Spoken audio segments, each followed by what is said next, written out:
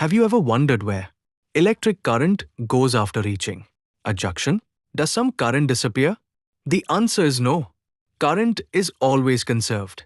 In today's video, we'll understand Kirchhoff's current law, KCL, with simple animations and numerical examples. Imagine water flowing through a pipe. At this junction, 10 liters of water enter every second. The water splits into two pipes. One carries 4 liters. The other carries 6 liters. Notice 10 is equal to 4 plus 6. Water is neither created nor destroyed. Electric current behaves exactly the same way. What is current? Electric current is simply the flow of electric charge. Its unit is ampere, A. 1 ampere means 1 coulomb of charge passes every second. Kirchhoff's current law. The algebraic sum of all currents meeting at a node is 0. Oh, total current entering is equal to total current leaving. Mathematically, I1 plus I4 is equal to I2 plus I3. Why does KCL work? A node cannot store electric charge.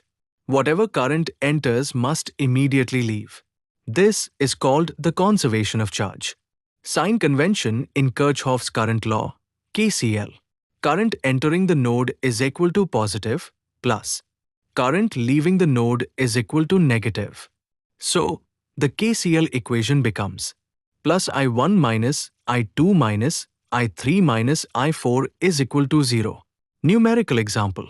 At the node, 3 ampere enters from the left. 2 ampere enters from the top.